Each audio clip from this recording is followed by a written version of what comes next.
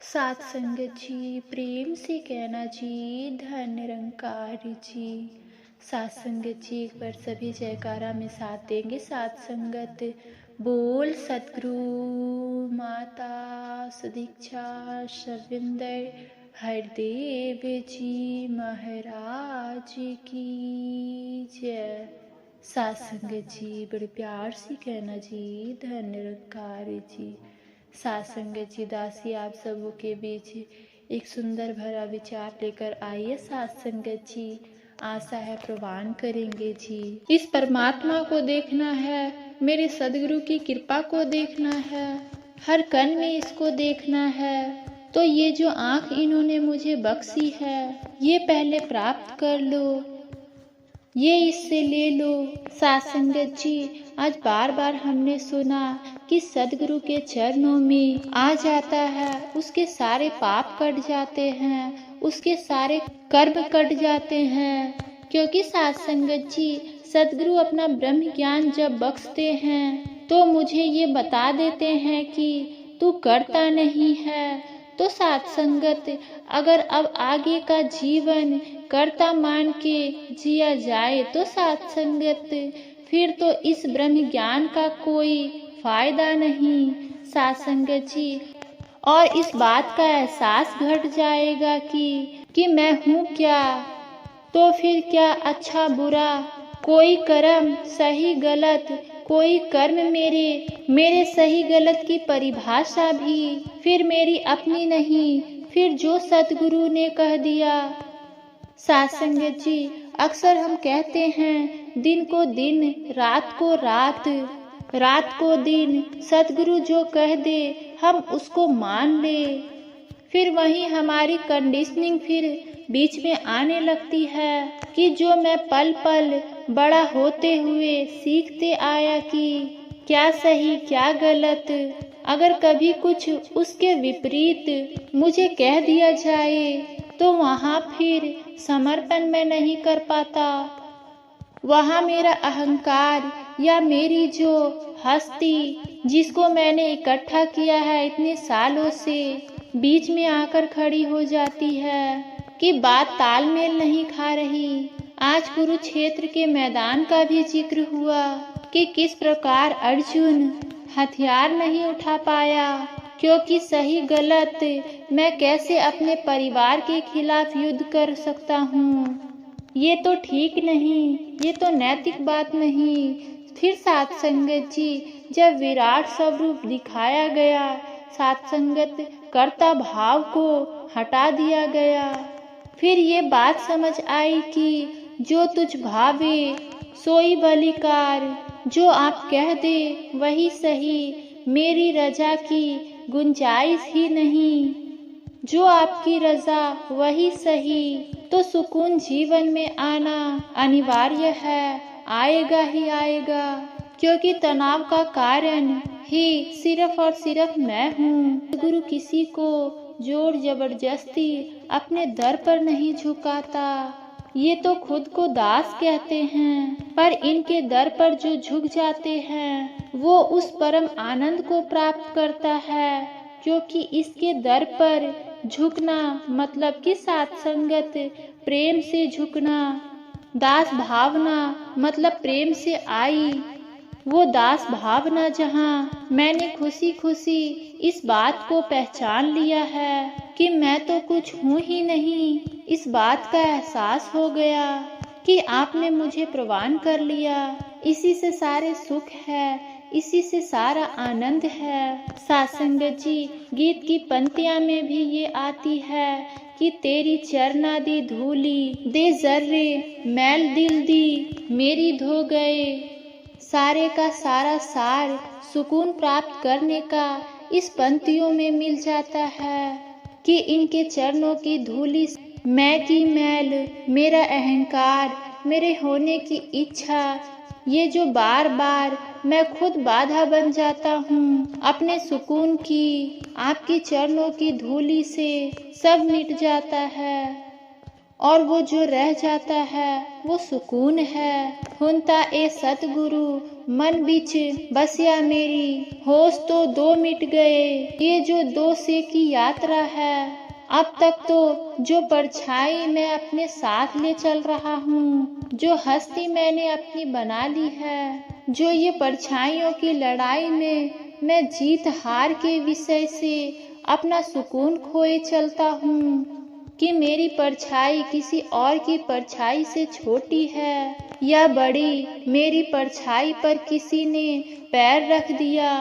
कोई जानता नहीं कि मैं कौन हूँ। अभी तो इन्हीं परछाइयों की लड़ाई में जब तक मैं फंसा रहूँगा तो सुकून तो जीवन में आ नहीं सकता।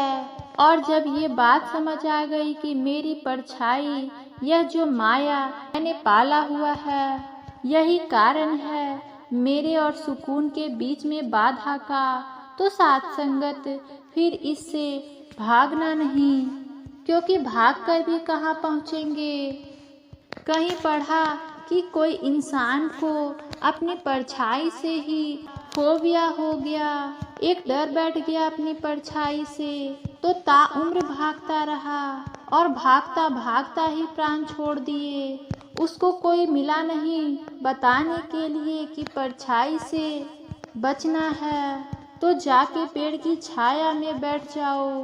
और ये जो माया रूपी परछाई हमने अपने भ्रमों की, अहंकारों की, जो कल सतगुरु ने कहा कि साथ संगत इकट्ठा करने में तो पूरी उम्र लगती है, साथ संगत पूरी उम्र से बनाई गई परछाई इतनी बड़ी जो मैं लेकर चल रहा हूँ, तो ये जो इनकी दो तलियों का ज्ञान है उसकी छाया में जाके ये मिट जाती है, सहज में ही खत्म हो जाती है।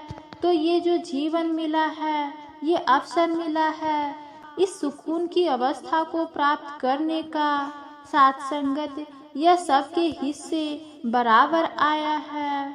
और साथ संगत ये कहीं भी भेदभाव नहीं इसमें कि कोई किसी कोटे से, कोई किसी खास पेपर को पास करके इस धरती पर आया हो, जिसका सुकून तो प्राप्त करने का चांसेस ज़्यादा है। ऐसी कृपा करते हैं कि जहाँ हम जाएं, सत्संगत स्वर्ग अपने साथ लेकर चलते हैं।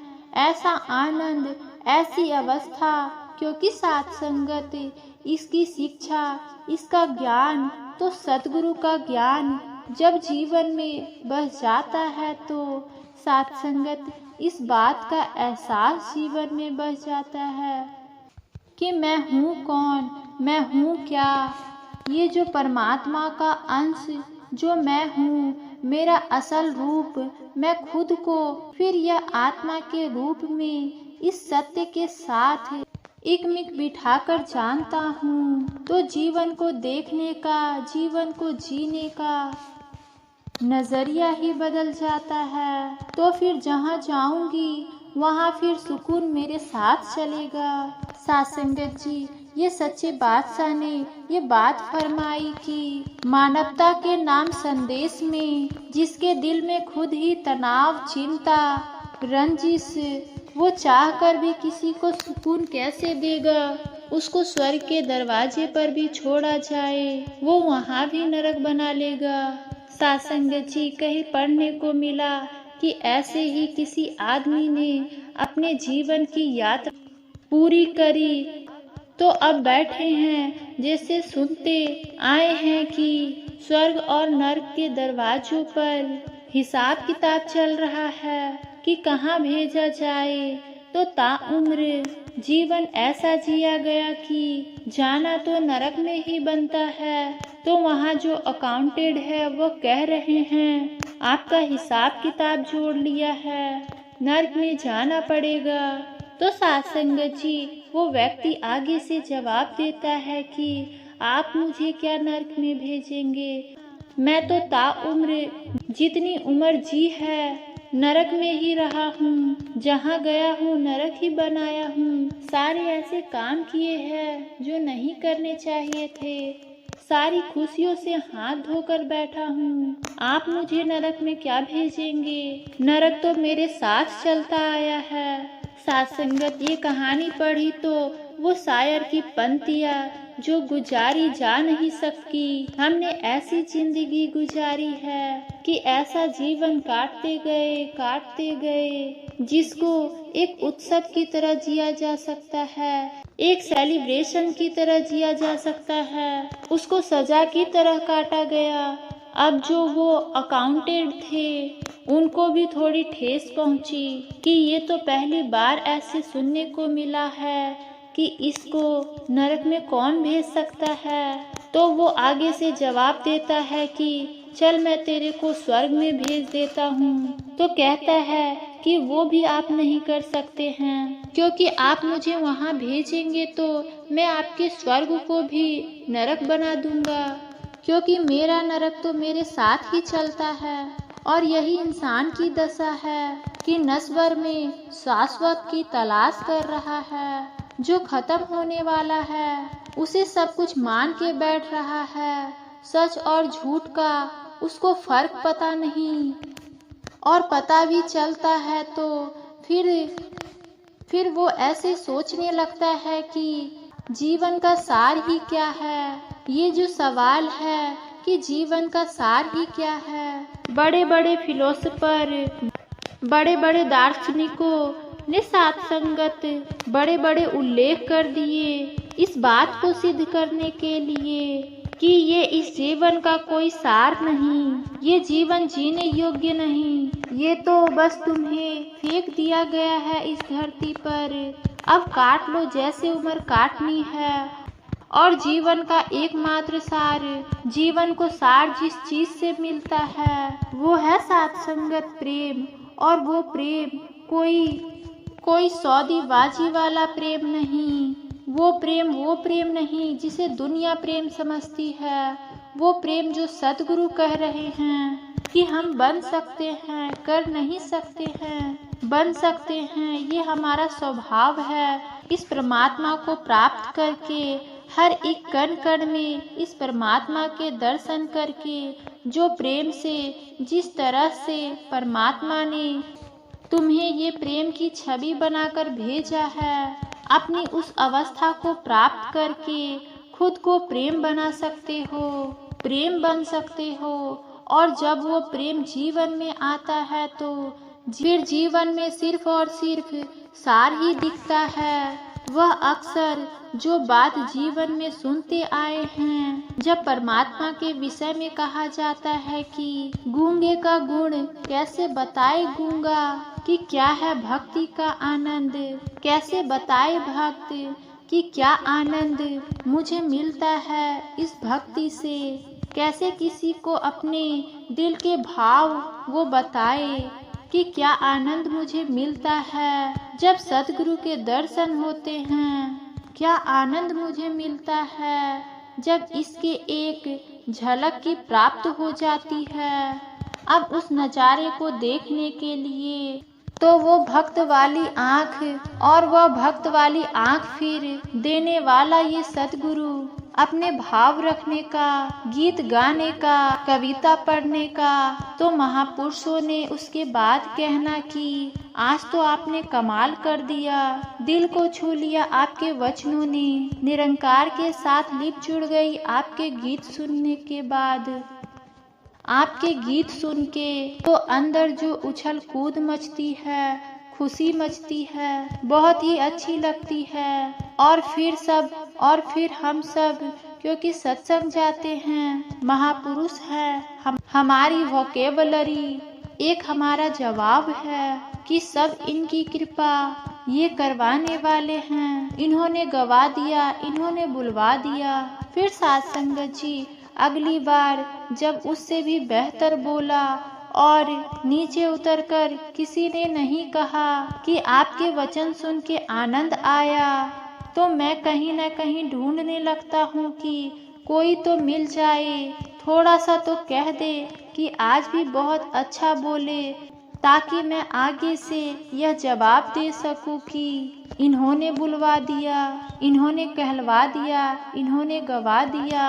तो ये जो जवाब, ये देने की आतुरता कि मैं सद्गुरु का नाम ले लूं, मेरी कोई तारीफ हो, तो ये भी मन का खेल, ये भी अहंकार का खेल, जिससे कई बार हम इन छोटी छोटी चीजों की वजह से अपना सुकून गवा बैठते हैं कि आज किसी ने कुछ कहा नहीं, आज कोई कमी रह गई। ऐसे छोटे छोटे खेल इंसान खेलते जा रहे हैं, और जब समझ आएगा कि इस प्रशंसा की कोई कीमत नहीं, मैं करता हूँ ही नहीं, और दुनियादारी में भी देखते हैं तो प्रशंसा का कोई मूल्य नहीं। ऐसे ही साथ संगत किसी रैली से वापस आकर एक लीडर ने अपने करीबी दोस्त को बड़ी नाराजगी जाहिर की कि आज मजा नहीं आया रैली में जाकर। वो कहते हैं क्यों? कहते हैं आज बहुत कम हार डाले गए। कहते हैं नहीं नहीं, 10-12 हार आपके गले में डाले, मैंने खुद देखा है। कहता है 20 आदमियों को तो हार खरीद के मैंने दिए थे गले में डालने के लिए, उसमें से भी 10-12 ने ही गले में हार डाले तो मजा नहीं आया। तो साथ संगत जी, ये जो दौड़ है इस झूठी हस्ती को और बड़ा करने की, इस झूठी परछाई को और विशाल करने की, इस सपने को और गहरी नींद में जाकर देखने की, ये सिर्फ और सिर्फ सद्गुरु का ब्रह्म ज्ञान जब जीवन में आता है, जब सच और झूठ की परिभाषा सत्य क्या है ये समझ आता है, तो जीवन सुकून की यात्रा और जीवन में हमारी यात्रा भी सुकून से होने लगती है। इनकी कृपा से ऐसा समर्पण मेरे जीवन में आता है कि तू करता तू भया, मुझ में रही न हूँ कि मैं हूँ, ये भाव ही जीवन से कब वो सहज में खत्म हो जाता है। अब तू ही तू, तेरी रजा ही सारी रजा है, मेरी रजा रहे ही ना, क्योंकि जब जब मेरी रजा को मैं बीच में लाया, मैंने सुकून को अपना खोया, जो आपने मुझे देकर ही भेजा है इस धरती पर, मुझे वापस लौटाया। मैं खो बैठा था, मैं उसको फिर खो बैठता हूँ जब अपनी मैं के साथ अपने आप को जोड़ने लगता हूँ। इसलिए बार बार कहा जाता है कि भक्ति का फल, ये भक्ति किसी साधन की तरह नहीं की जानी चाहिए कि किसी लक्ष्य को प्राप्त करना है इसलिए भक्ति की जा रही है, कोई धन संपत्ति प्राप्त करनी है इसलिए भक्ति की जा रही है। साथ संगत जी, भक्ति का एकमात्र फल है, भक्ति खुद है, कर्तव्य है, भक्ति कोई साधन नहीं।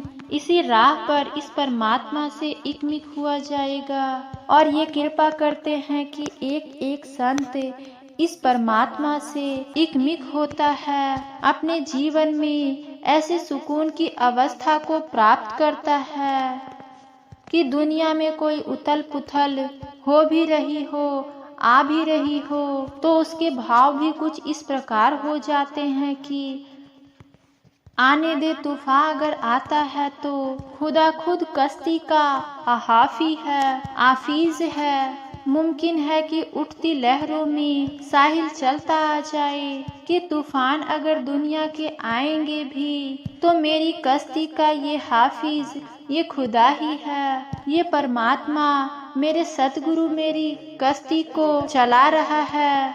तो ये चाहे तो लहरों से ही साहिल को ले आए, और ये तो साथ संगत जिसकी कश्ती का खुदा ये सतगुरु हाफिज है, उसको लहरों की भी जरूरत नहीं। वो लहरों के अंदर ही जिस पल इनके हाथ में थाम दी अपनी कश्ती, फिर उस साहिल तक पहुंच ही जाती है। फिर तूफानों का भी कोई डर नहीं रहता। यह दुनियादारी की सैर है जहां पर लहरों से उम्मीद की जा रही है कि साहिल आ जाएगा।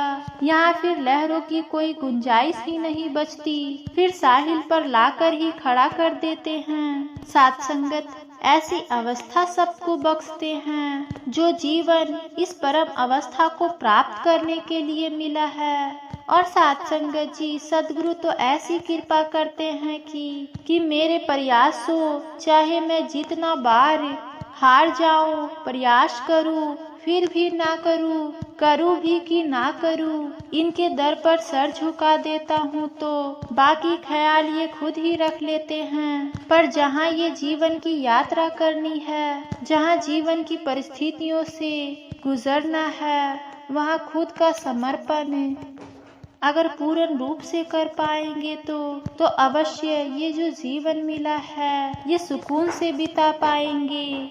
अवश्य अपना नाता फिर इस शाश्वत से, अविनाशी से, इस निरंकार से जोड़कर फिर किसी उथल पुथल से ऐसा हाल नहीं हो जाएगा कि जीवन जीने लायक ही ना लगे। जीवन का सार, इस परमात्मा का जो प्रेम, इस परमात्मा का एहसास, ये जो मेरी अपनी पहचान मेरे सतगुरु ने दी है, मेरा अपना स्वभाव, मैं फिर खुद प्रेम बनता चला जाऊंगा और ज्यादा कोई मेहनत करने की जरूरत नहीं। मेरा सर अपनी खुशी से इनके चरणों में झुका रहे तो सुकून भी प्राप्त होगा, प्रेम भी मैं बनता चला जाऊंगा। वहीं जहाँ मेरा समर्पण इनके पूर्ण स्वरूप इनके चरणों से हो जाता है, मेरी मैं इनके चरणों में मिटने लगती है। तो आओ साथ संगत जी, इन्हीं शब्दों से साथ संगत आप सभी के चरणों में प्यार भरा धन्य निरंकार जी।